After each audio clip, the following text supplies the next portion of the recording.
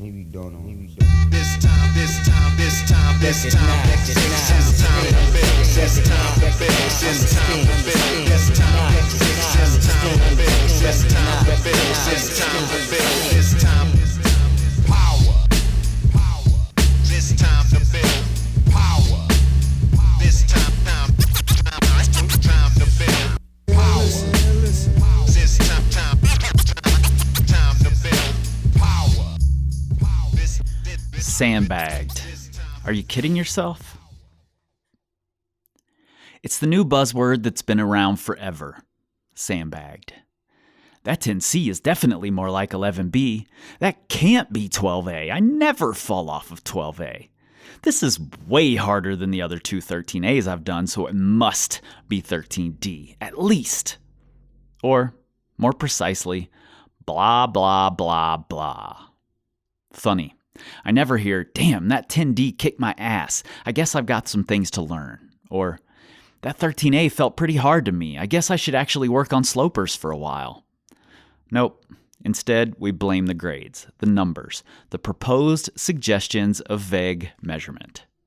You're kidding yourself. Worse, you're stunning your growth, holding yourself back.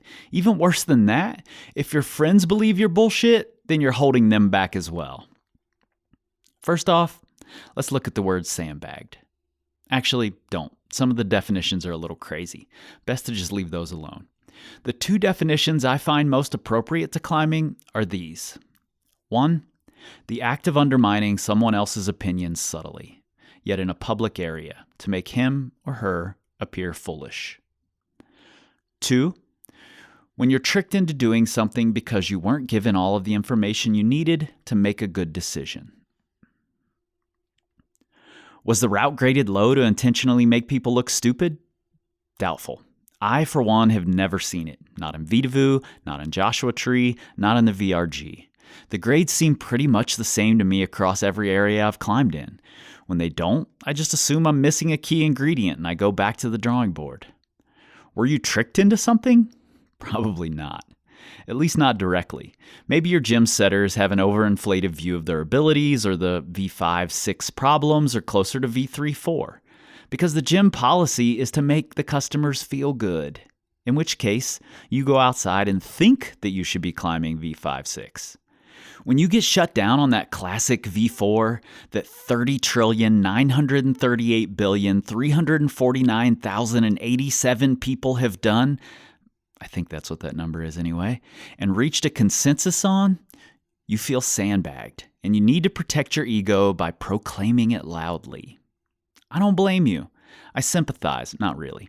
But the grade isn't sandbagged. You were sandbagged by your gym. Blame them. Better yet, blame yourself for falling for it and putting so much weight in their proposed suggestions of a vague measurement.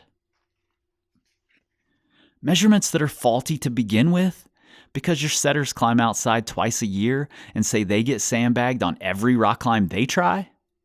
See the pattern? Bob Scarpelli of Vitavu Offwidth fame is often considered by many to be the world's biggest sandbagger.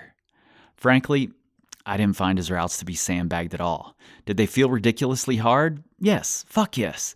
But when I watched Bob climb them, it became obvious that his technique was light years ahead of mine.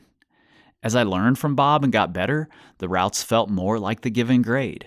Had I just blamed the grade, I might never have gotten better at offwidth climbing. When you're hanging there on the end of the rope or crumpled in a heap on your crash pad and sensed that you've been sandbagged by this clearly undergraded rock climb, before you look foolish for voicing your thoughts, take a breath. This is an extremely valuable moment. It's an opportunity to learn something, an opportunity to better yourself. See, you have the tools to change yourself. You have gyms. You get to watch better climbers all day long if you wish. There are great coaches out there. Did I mention that we build machines? You can get better. And best of all, you know exactly what to work on. You can also change that grade on your 8A scorecard, but you didn't get better as a result, did you?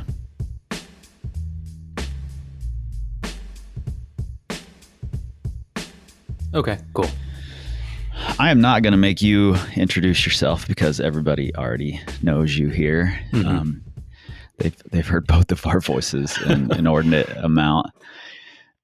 This chapter, the Sandbagged chapter, is one that goes way back for me. Like I first started feeling this when I was a traddie, and I would go to an area like Joshua Tree or Yosemite or Vitavu or really anywhere, and all I would hear from everybody is, "Oh, that area is sandbagged." Yeah. And then I'd get there and it would feel exactly the same as Red River Cracks to me. And I couldn't make the two match up in my mind until I realized that, oh, Red River Cracks allow you to have bad crack technique. Like you can face climb around most of them. I went into Red River Cracks wanting to learn the crack technique, so I was avoiding the face holds. Interesting. And then when I got to Vitavu and Joshua Tree, I had those crack techniques, so it felt exactly the same to me. In some ways, easier to me. But everyone else was saying it was sandbagged, and I was like, "Oh, they're just missing the skill that they need for this." Yeah. You know, and they expected it to feel exactly the same. Yeah, that makes sense. And it's funny because you talk about it with trad, and I mean, I don't trad climb. I've trad climbed a little, but even not being a trad climber, like I know, like, oh well, that's not the Gunks, that's not Joshua Tree, Right? Exactly. It's like I don't know what that means, but I know that that's a thing that people say. So yeah, and it's the same for bouldering for sure. Like there was the classic, I mean, early, like late 2000s, early, like, around like 2010 through 2012, it was like the classic, Southern V10. It's like, oh, that, if you climb Colorado V8, like you'd be like, yeah, it's like Southern V8, Yeah. One of those things. But really it's no different. Like, it's just a matter of like styles change and getting used to them. Exactly. Angie Payne once told me, "Oh, if you can climb V10 in the Southeast, then you'll come out west and climb all the V10s." Mm-hmm. And I climbed V10 in the Southeast, and then I went out west, and I have to close down fucking crimps. I couldn't climb shit that was that grade, Yeah. Just a whole different style thing. Angie owned the out west style, and the Southeastern style feels harder to her. Mm-hmm. And that's how all of us are. We all have strengths and weaknesses, and some things are going to feel a little harder than others, whereas they might feel different for somebody else. Yeah. And a lot of things, like climbing's incredibly varied. Like So much. And the longer I've been climbing, the more I realize, like, one, I have no clue what grades mean. Like I was same. So much more confident that I knew what V7 was when I had done 3 versus now that I've done like, I don't know, 300. Yeah. Like now I'm like, I have no idea. That could be V5. It could be V9. Like just. Yep. No idea. Yeah. But style changes so much. I mean, I've talked about going to Smith before, but going there, like I didn't know footholds could be that bad on a sport climb. Like it completely changed the way I looked at feet on a sport climb. Like, and yeah, my first day there, I was pumped on everything. Like 5'11". Right. In my very last day there, I think I did like 14 pitches, of which like 11 were like climbing on 513s. And it's like, in those 2.5 weeks, I did not get dramatically fitter, to where I was going from being pumped on 511 to like being able to do that much climbing on 513. It's like, I just adapted to the style. Right. Exactly. That's so important and skipped over. Another aspect of this are how people feel about grades. And this is just something that I've started to realize in this last year, because I had a conversation with a guy who was mad about this chapter. Nice. Like he was angry. Like, of course there are sandbags. What do you mean? But then he also is of the opinion that saying something is soft is a bad thing. And I was like, so explain to me how you are sure that's not soft. You know this, and no one can tell you that it's soft, but this is sandbagged. Like where, you don't understand this, but you do understand that. You're you're having a hard time finding a middle ground here in my mind. And it was just such an interesting conversation that and essentially it came down to ego. Like, no, that's not soft. It's definitely this grade, because if I agree with you that it's soft, that's going to hurt my ego. Mm-hmm. And then, no, it's definitely this grade. It can't be easier than that, because if it is, that's going to hurt my ego. It was just this weird, I do care, but I don't care what you think about this grade. It just felt very strange to me that he would go in one extreme and then at the other end of that grade spectrum go the other extreme. So this whole thing revolves, I think, around our relationship with these completely arbitrary, vague suggestions of difficulty. Yeah. And how we really want them to be exact. Yes. Yeah. And and they aren't inside, they aren't outside. The reason why I like this, to me, when I first read this book, it was right after gyms had opened back up. So I started climbing again. And this chapter to me spoke to me more than any other chapter. And mostly because I've been climbing in the gym a lot more. I'm living in Houston right now for the time being, and rock climbing Mecca. And man, indoor grades are funny. We traveled a ton for workshops, and if I go to Colorado or California, I can climb V10 in a gym, in a session, probably going to flash V9s pretty comfortably. If I go to somewhere in the middle of nowhere where there's no rocks, good luck, trying to get up a V7. Right. It's like no one told them that the numbers go to 17. They're like, we only printed them up to 8. We've got tags up to 8. After that, we put a little Sharpie plus sign on them. Right. And that's just what we do. And so it's it is tough. And I think the idea, it's so easy for me to fall in. It was really easy for me to fall into this idea of oh, well, that's just sandbagged. That's not V6, or whatever. And I think it's okay to say, man, that feels really hard for V6. And maybe it, you even say in this book, a lot of these route setters, they climb outside 2 days a year. Right. And so I can even in my heart of hearts, I can know it's that's not V6, but it's how I respond to it that matters. Cause if I say, oh, that's not V6, I'm going to go get on something graded harder, I just missed such an awesome opportunity. Exactly. And yeah, that really jumped out at me. So honestly, I don't know if I told you this, but after reading this, in my mind now, I always have 1 or 2 boulders in the gym that I refer to as my hard truth boulders. Nice. And for some reason they're all V6. I don't know why, but yeah, it's I'll go find something and I'm maybe I do fall on it. Maybe I don't, but either way, I'm this feels really hard for me. And so I either repeat it every session or every other session. So I'll go in and it's that's just, and it's not they just suddenly become, oh, this is easy and it's super chill, but it's it gets better and I do it with more consistency, kind of like how you have Pinky in the brain in the machine shop. Yep. So I've just adopted that same thing. And for me, this chapter and that idea has been such a huge takeaway. I think that's such an important way to look at it. It's ultimately, of course, there are sandbags. Of course, there are people who are oh, I want to grade this really low, even though I know it's much harder. Yeah. Certainly that happens. But we don't know when that actually is the case. So all we can control is our response to it. And if our response is, let me see if there's something I'm missing, something I need to learn to make this feel like I think that it should, then 9 times out of 10, there's going to be a new thing we can add to our bag of tricks, or we can shore up that used to be a strength that isn't any longer, or whatever it is.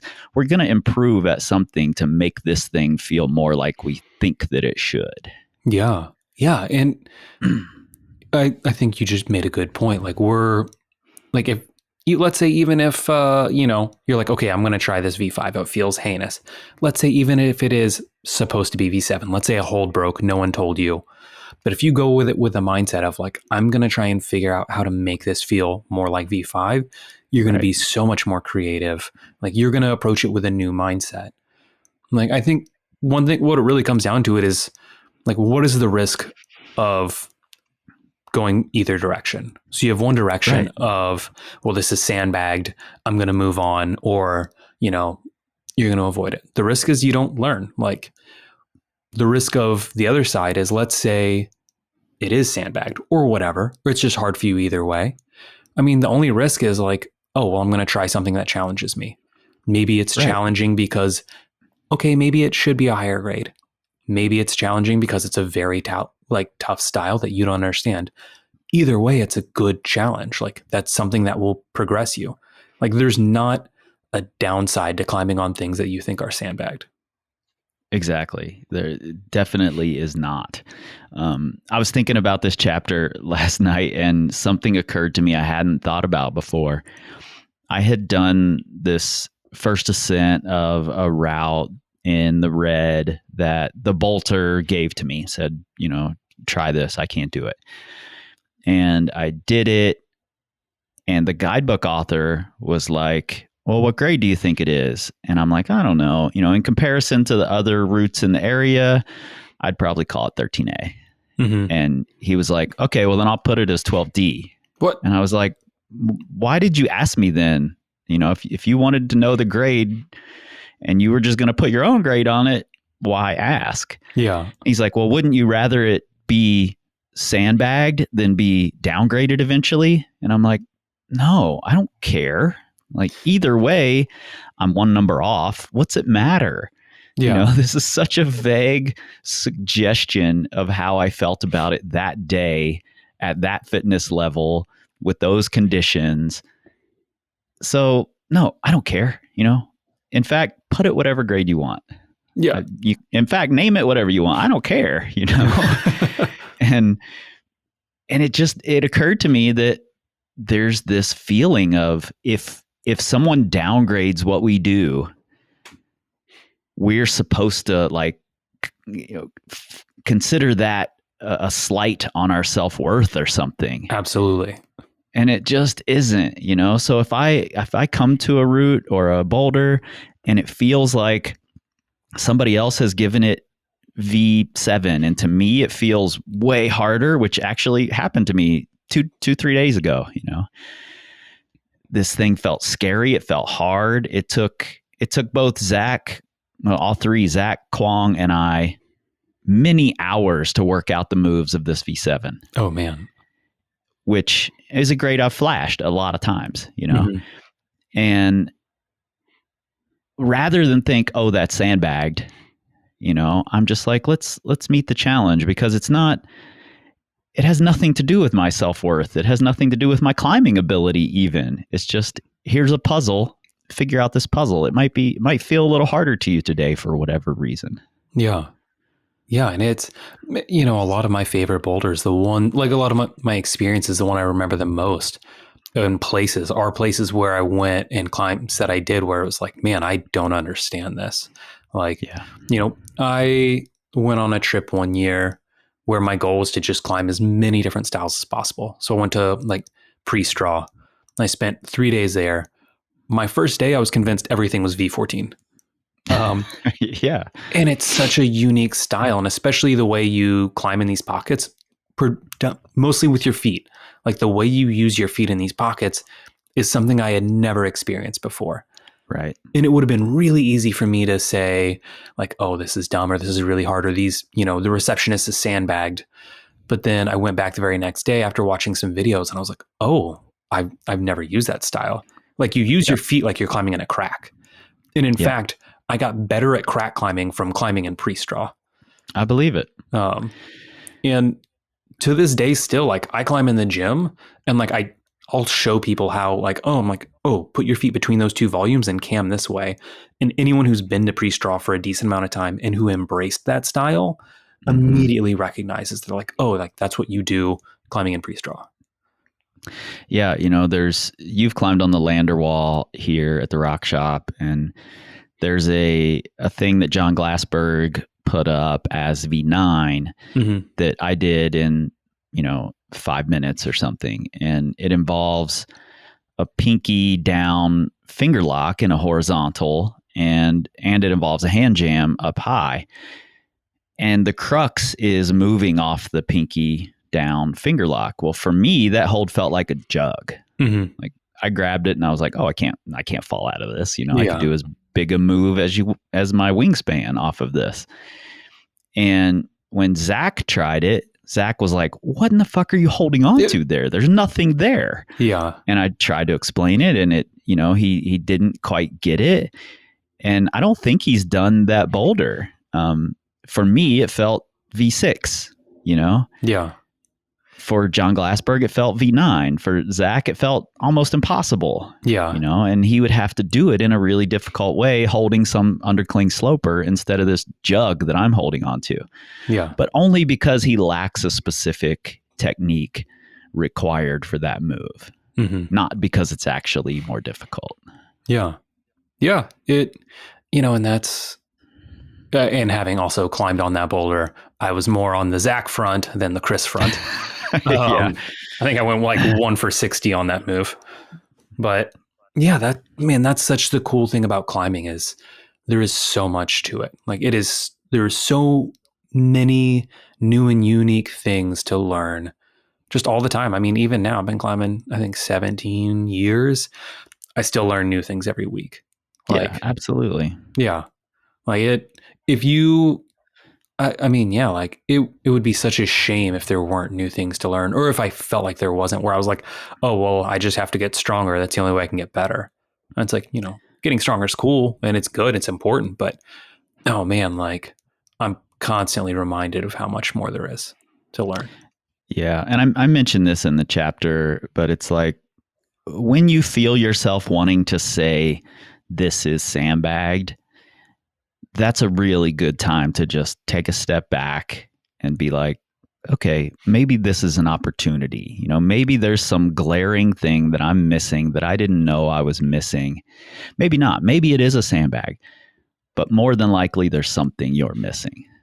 Yeah. And I think use those moments as opportunities. Yeah, man, absolutely. And if you see someone else climb that thing, ask them questions. Be like, hey, how'd you do that? For sure. Where do you feel tension when you do that? Like, are you pulling with your arms, your legs? Like, what's happening? Watch them. Like, be like, hey, can I shoot video so I can try and watch this? Do everything.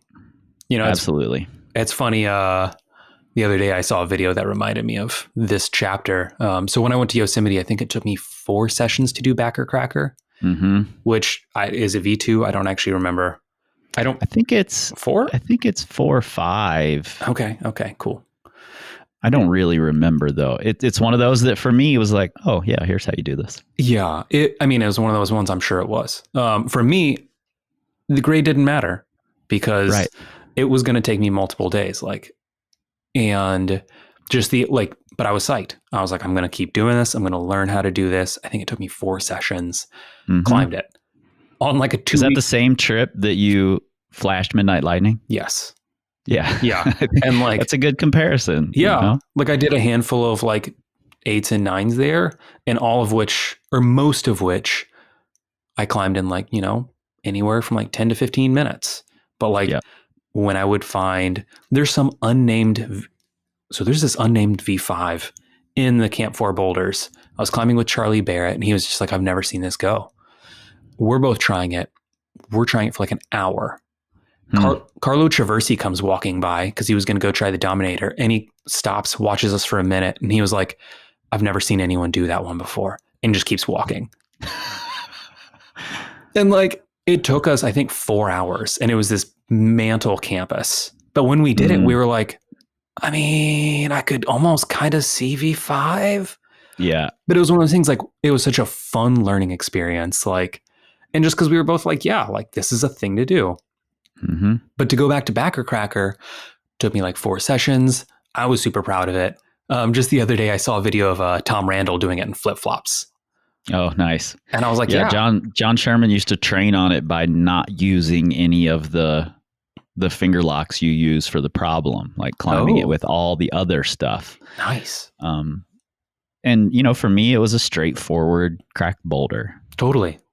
Yeah. And I mean, and watching him on it, it was just like, yeah, like this may not even feel V4 to him. Right. Like, yeah.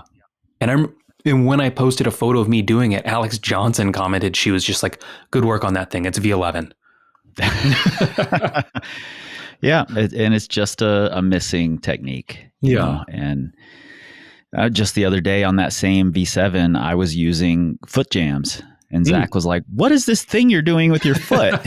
And Kwong was saying the same thing. Like, are you camming your foot in there? What's that? And I was like, maybe you guys should learn how to do this. And they're like, no, we don't need that. No way. Yeah. But those are opportunities. So yeah, man, in my opinion, take them. Embrace the sandbag. Like plus honestly, like I kind of like them because they let you take things a little less seriously. Like totally. For some reason, like falling on a V5 for like 4 hours and like mantle campusing and things like that on it. It's like, it's easy for me to like take myself less seriously and be like, man, I'm just going to try and figure this out because clearly I don't know something. Like,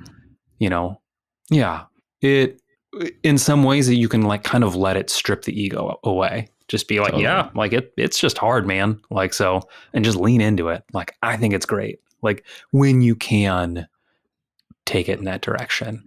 Yeah.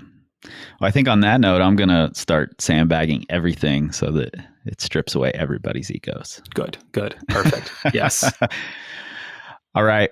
Well, dude, thanks for chatting with me about this one. It's been fun chatting with everybody about these. So yeah, man, thanks for writing this chapter. I really appreciate it.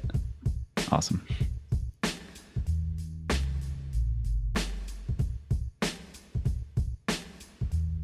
Tomorrow, you should probably just try harder. We don't tweet, we scream like eagles. This time, the bill. Power. This time, the bill. Power. This time, the bill. Power. This time, the bill. Power. This time, the bill. Power. This time, the bill. Power. This time,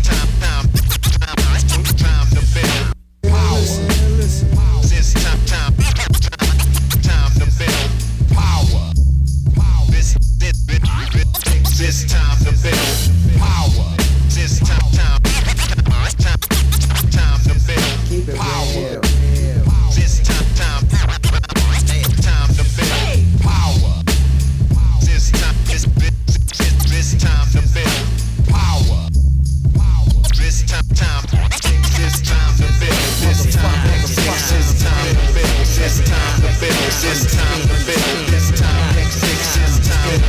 This time, the bill. This time, the bill.